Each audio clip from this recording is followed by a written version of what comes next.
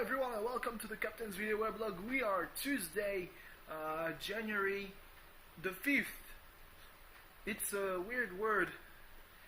2016. I'm currently watching Wrestle Kingdom, the annual show that's at the turn of the year in New Japan Pro Wrestling, and oh boy, it's pretty good as always. I have yet to watch the two main events. The first one being Shinsuke Nakamura. Shunsuke.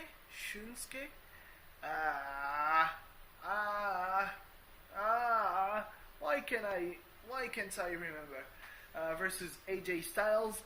The other one being it's Okada versus I know him. It was the same match last year at Wrestle Kingdom 9, which made me a bit confused. Like, why would they hold the same match? Do they not have, you know, the sufficient amount of people in their roster in the heavyweight division to challenge Okada?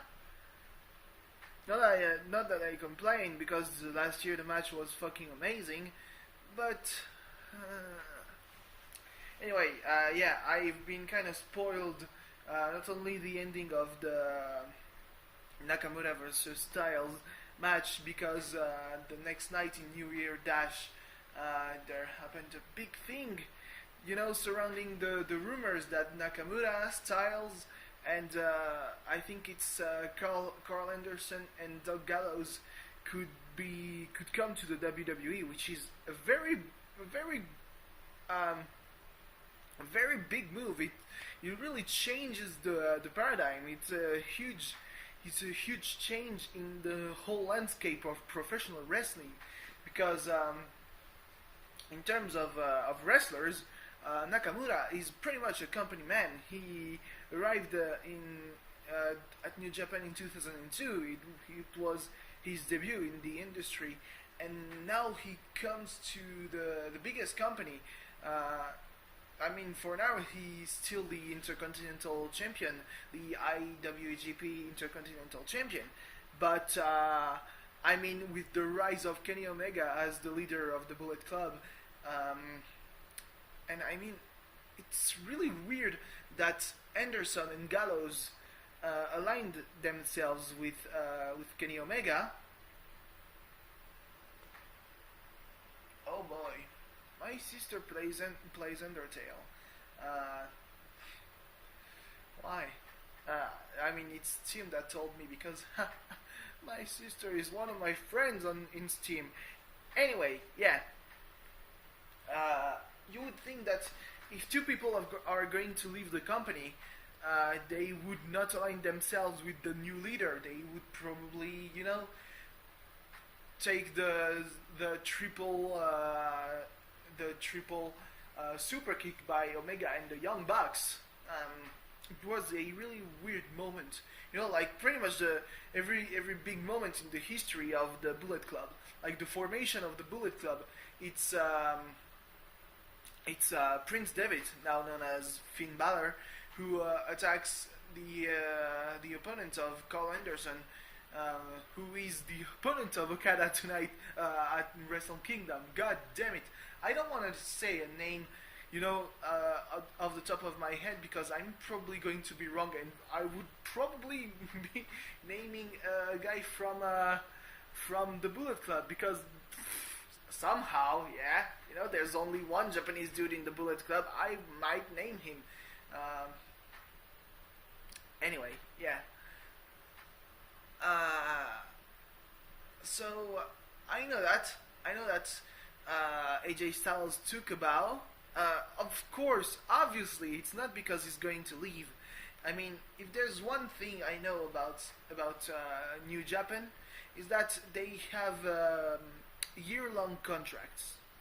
So it's renewed every year in January, which means that these rumors about lots of high level talent leaving the company comes right at the moment where their contract might be renewed or not. So if they go and put their notice of leaving the company, it's probably the best time to do it. Somehow, yeah. I would have thought that would be, some kind of partnership with the WWE, but of course not, because it's all a very intricate strategy. Because the WWE Network, I think, launches in Japan this year, and for now, Hideo Itami is still sidelined, and we don't know if he's going to come back for the launch. So it's a very strategic move to make some big people from the NWGP and JPW. I mixed up the New Japan and the IWGP that is on the championships for some reason, the International Wrestling Grand Prix. So yeah, it's really all very big, and also New Japan has a partnership with Ring of Honor already. So yeah, I mean, it cannot be a big thing, even though WWE has acknowledged the importance of Ring of Honor in the industry as soon as 2011 with CM Punk's Pipe Bomb, but also more recently when they highlighted every big name that once was in the Ring of Honor. Antonio Cesaro, Daniel Bryan, Seth Rollins, everyone that is injured right now. So anyway, yeah. But at the same time, you could feel that they're going to kill New Japan with all those recruitings, if that's true. But at the same time,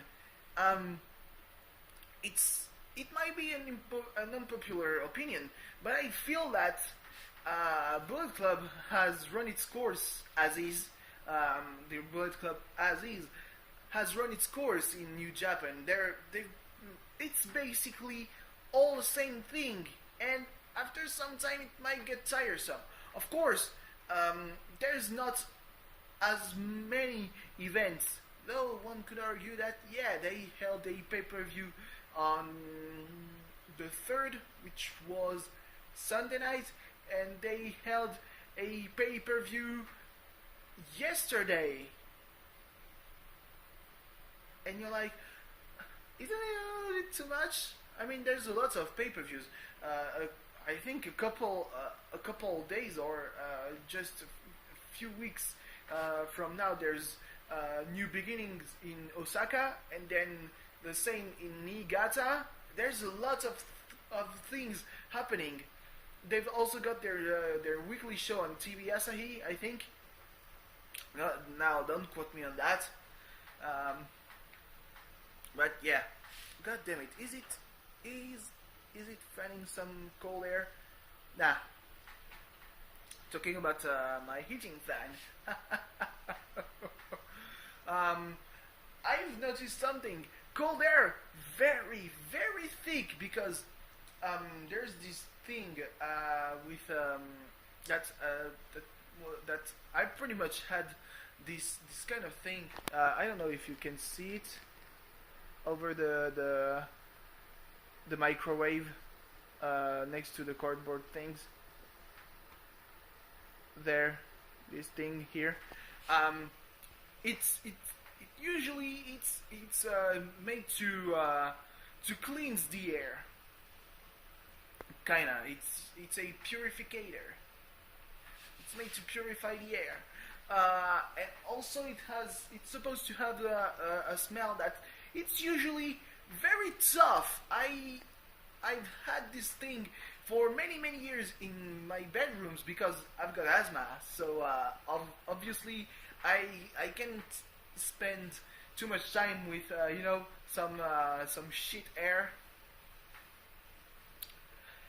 and I don't. The smell, it just doesn't reach me. So yeah, cold air, because you can argue, you could argue that despite the fact that every waking moment there's this fucking fan on, well, when I'm here and when I'm awake, there's this fan, it's on, and it blows hot air, but nothing happens. Fucking nothing. And yeah, I think I'm gonna put some cotton in the vents. It's a bad thing to do, but it's kind of a desperate measure because it's a desperate situation. I'm not gonna spend the last month here. I mean, it's potentially the last month if I find an internship in Montpellier or in the region. Or when I say the region, it's that I don't need to go to find someone to carpool to work every day, pretty much. If I can go by bus or by tramway or public transportation, I'll be okay with that. Who cares? I've been doing that 2 years ago for a whole year, taking the tramway for half an hour and running because I had a connection that was like maybe a couple minutes at most. So yeah, I don't care right now. But I'm not gonna spend the month of January just saying, hey, maybe I can stay fully clothed in my apartment, because I don't need to be at ease when the day is over, right? How ludicrous is that? I mean, fuck, it's even colder than outside, and outside, winter is coming. I know it. I've been outside today. I had one class, but then I went to the cinema to see a movie that was parts depressing, parts motivating, motivational.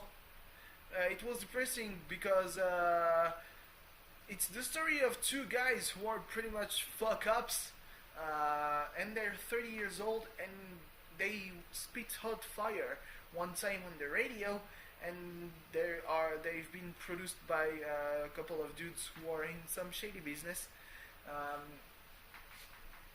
and they say, yeah, if you don't produce a sound, a tune, we're just gonna leave you there. And they say, yeah, we're gonna do it in 24 hours. And I'm like, yeah, okay. And it ends, they say the rules are you're not allowed to do some jokes about sex and about I think drinking. I mean, which was pretty much their selling point on the freestyle, which put them on the map. It's really depressing because they're 30 years old and their view on life and on stuff is pretty much the same kind of view I have, same kind of views I have, and I'm only 22 years old, so yeah, that's the depressing part. Also the motivational part, because yeah, that means I have to stop sitting on my hands and do something, even though I'm doing some studies, some heavy studies. I mean, I'm gonna be essentially an engineer at the end of the year. When I get my diploma, I'll be an engineer for all intents and purposes. But yeah, at the end of the day, it's always like, yeah, I don't want to do that. Could we not? So yeah. But it really shows that they're not normies, though kinda. I mean, they have real life girlfriends, so yeah, they wanna bang. It could be wizard for all I care. Maybe it would have helped with you writing some rhymes, I guess. So anyway, thanks for watching. I'm gonna go back to watching Japanese wrestling with they have no concept of how to work with a camera. The whole time there was this dude Tetsuya Naito. He was waiting for Hiroki Goto, and he shook the camera, and the dude holding the camera just fucking. And they're always doing some stuff like this. That's not how you work with a camera. So yeah. Thanks for watching. See you tomorrow. Bye bye. God, I shouldn't have watched all these videos of the Rooster Teeth crew, flubbing their words, because it's kind of contagious, and that's not good. How do words good?